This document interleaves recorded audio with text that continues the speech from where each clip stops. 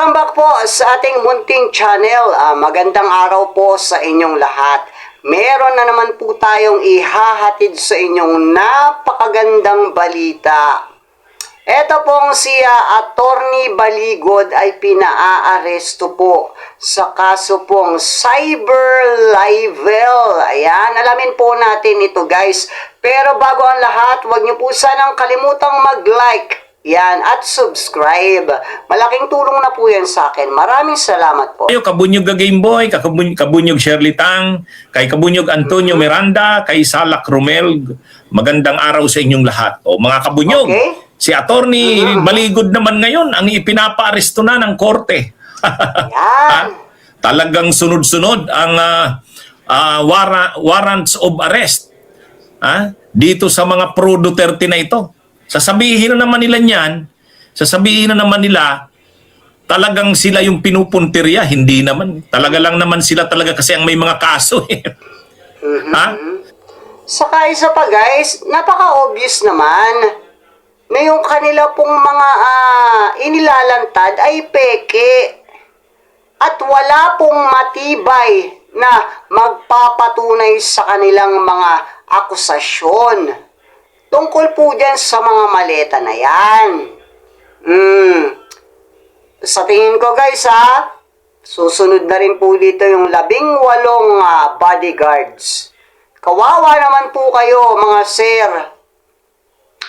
Kasi po yung pinanser ninyo ay nakakulong na. So, sino po yung magtatanggol sa inyo? Baka nga yung binayad sa inyo ay wala na eh. Or naubos nyo na. So, paano pa kayo ngayon yan? Huwag nyo po kasi dikitan or huwag kayong pumanig sa mali nang dahil lang po sa bayad. Dahil once na makulong kayo, wala na pong pakialam yung mga nagpinans sa inyo. Lalo ka na, Attorney Baligod, isinaalang-alang mo ang iyong profesyon para lang sa pera. Ano ito mga kabunyog? Ngayon lang yan, balita yan ngayong araw, kabunyog Libunaw Manipon Lorna. Kabunyog Ronaldo Paulo, ngayon lang na balita, kabunyog Rumik Chere. Okay? Ano yan sasabihin na naman nila yan, sigurado yan. Ang propaganda na naman, ang naratibo na naman ng mga DDS. Talagang grabe itong administrasyon na ito. Iniisa-isa ang mga pro-Duterte. Hindi naman yun Kasi naman, ang dami nilang ginagawang krimen. Yun. Kung may krimen ka kasing ginawa, ay talagang asahan mong pananagutin ka niyan. Hindi naman dahil pro-Duterte ka. Tsaka guys, mga tanga na lang po yung naniniwala sa mga kwento po nitong mga hindut na to. Lalo na po yung 18 bodyguards. Halatang halata. Halatang halata po na scripted. Na wala po talagang matibay na patunay dun sa kanilang mga akusasyon. Alatang nito ni Baligod no? Sinututor yung 18 bodyguards. Tsaka ang dami niyong sinirang pangalan. So anong aasahan ninyo? Talagang matatambakan kayo ng kaso. Ewan ko sa inyo Hindi na kayo nadala. Nakita nyo na kahit ang lalaki ng mga pangalan nakukulong. Kayo pa kaya? At nakukulong sila dahil talagang mayroong silang kaso. At may matibay pong mga ebidensya. So, paano na lang kayo? Ikaw, Baligod, yung 18 bodyguards, paano kayo? Ngayon, yung 2 pinanser ninyo, nakakulong na. Di ba? Paano na kayo niyan? Ano ba ang kasong ito? Sa totoo lang, bailable naman ito mga kabunyog. Bailable naman ito. Hindi naman ito yung tulad ng mga kaso nila Mike Defensor, nila Marcoleta. Ano ito? Bailable. Kaya lang siyempre, ay sakit ng ulo pa rin yan. Sakit ng ulo pa rin yan. Saka ito ang Saka guys, wait lang po, attorney. Isa kang abogado, nakasuhan ka ng cyber libel. So, sino pa magtitiwala sa iyong kliyente? Yan. Di ba? Yan po yung napapala ng mga pumapanig sa mali. Sabihin na natin available yan. O sige, makakapagpiyansa ka. Pero yung imahe mo ay isa na po yung tinta na hindi na matatanggal, isa na po yung mantsa na habang buhay mo nang dadalhin na isa kang abogado at nakasuhan ka ng cyber libel. So, sino pa magtitiwalang kliyente sa'yo? Meron. Yung mga talagang siraulo. Problema dito kay Baligod, tambak ito. Totoo, available ito, pero ang dami nito. Ha? Ay, Kabunyog dami. Gianna Calonia, Ber Villanueva, Elizabeth Andaya, Crisan... Oh, si Kabunyog Napakadami Crisan... nga, guys. Napakadami nga. Si Kabunyog JDL. Sino ang nagkaso sa kanya dito? Ang nagkaso Yan. sa kanya dito, si Attorney... Ay, hindi. Si Department of Agriculture Secretary Cho. Si Chu Laurel. TIU Laurel. Chu Laurel. Yan yung nagkaso sa kanya. Bakit siya kinasuhan? Eh, kaugnay na naman kasi ito doon sa Malita Boys. Ay, di ba yung mga Malita Boys, yung si Baligod ang abogado nung Malita Boys na yun eh. Ang direktor nila, financer, promotor, si Mike Defensor. Ang sabi ng mga Malita Boys na yon, nagdala daw sila ng maleta ng pera kay DA, Department of Agriculture Secretary Herman Chu Laurel. Kay Chu Laurel. Ay yun, si Chu Laurel, bilyonaryo yun eh. Fishing magnate yun eh. Di ba? Anyway, syempre, na galit si DA Secretary Chu Laurel na dinadawit siya dyan sa mga malita-malita boys na yan na diniliberan daw ng mali-malitang pera na milyon-milyon ng laman. Ay syempre, nasisira ang reputasyon niya kasi bilyonaryo siya eh. Tapos sasabihin mo ngayon, diniliberan ka ng milyon. Galit siya. Kaya ang ginawa ni Secretary Chu Laurel, kinasuhan si Baligod ng cyber libel. 2 counts sa Makati Regional Trial Court. Nako. Ito ngayon yung naglabas na ng arrest warrant ang Makati Regional Trial Court. Pero hindi lang yan eh. Marami pa rin kaso itong sila Baligod sa kayong mga Malita Boys na yon. Pati si Defensor, cyber libel din. Sino ang nagkaso? Kinasuhan sila ni Laila de Lima, ni Trillanes, ni dating Secretary Anyo, ni Bucor Chief Katapang, Gregorio Katapang. Tapos yung mga kongresista, si Dami, no? Congressman Benny Abante, Congressman Joel Chua, Congresswoman Garin. Tambak ang kaso nila ng cyber libel eh. Tulpo pa. Ha? Kaya yan? Ito pa lang yung unang lumabas na desisyon ng korte. Kumbaga may warrant of arrest na. Pero pagkatapos niyan, lalabas na rin sunod-sunod na yan. Kaya sakit ng ulo yan eh. G. Loyola, magandang gabi. Buboy Guevara, kumusta kayo dyan sa Sorsogon City? Kiana Riba. Ang venue niyan, ibig sabihin, kung saan korte yan, kung saan pinili nung nagkaso. Halimbawa, si Chu Laurel, nagkaso siya sa Makati. Ang alam ko, si Adyong nagkaso doon sa Marawi. Si Congressman Adyong. Ang alam ko, si Congressman Barbers nagkaso doon sa Surigao City. Biyahe sila ngayon ng biyahe kung saan-saan doon. Yan ang problema nito nila Baligod. Ang problema niyan, sino nang gagasto sa kanila? Ang financer nila si Mike Defensor.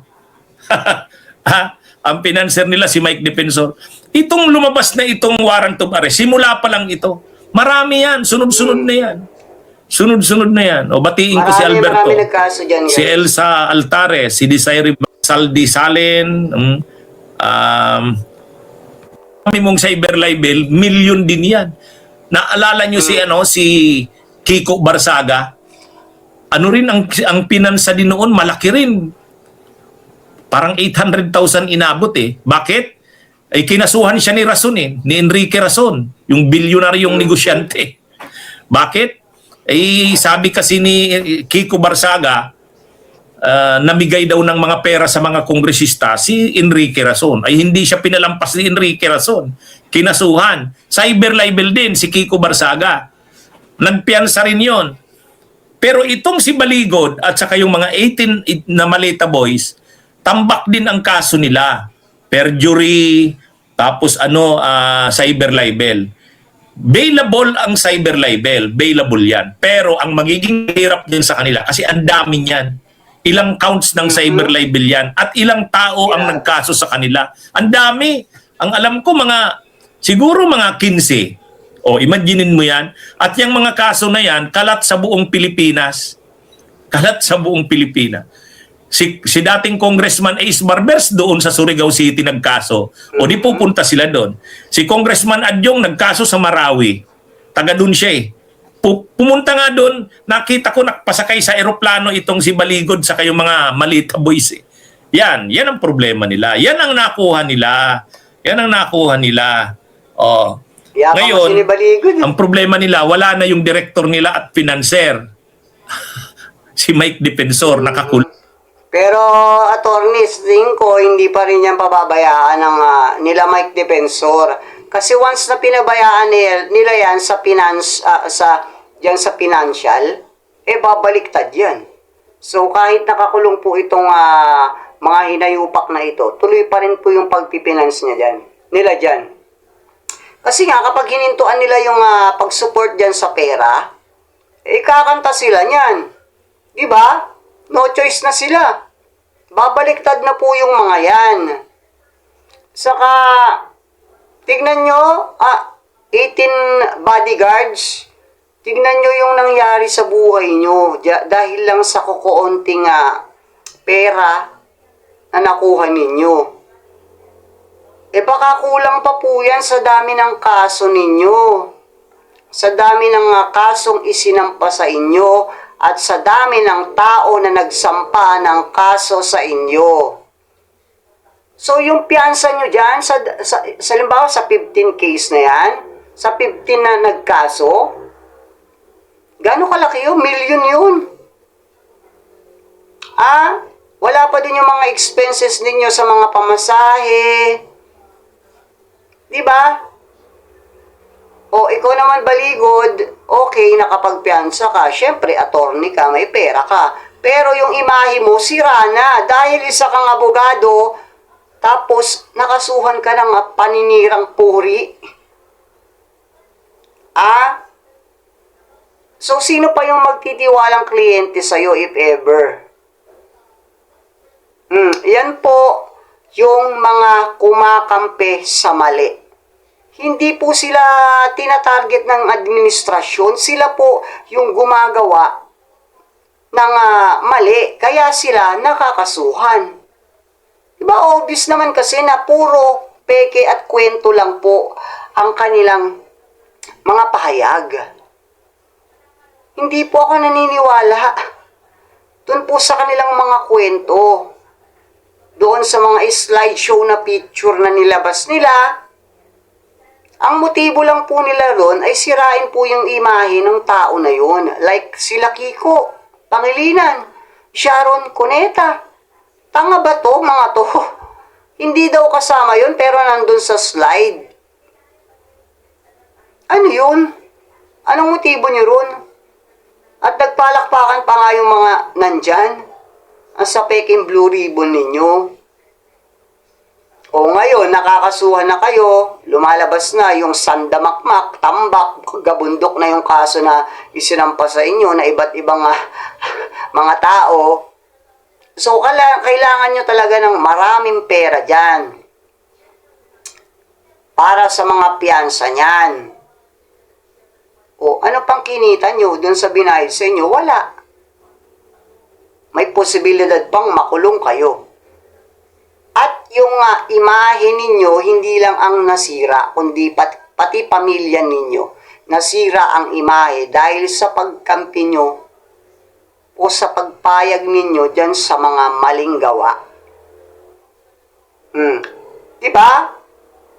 Hindi kayo tinatarget ng administrasyon, talagang meron kayong kaso kasi may mga ginawa kayong kagaguhan. Obvious naman na paninira lang yung mga pinakakalat ninyo dyan sa peking blue ribbon ninyo. At magtanda na kayo kasi nga mismo yung financer nyo mataas ang katungkulan sa gobyerno, nakulong. Kayo pa kaya? Diba? Okay guys, pakilagay po ang inyong mga komento dyan sa ating comment section para mabasa po natin. Salamat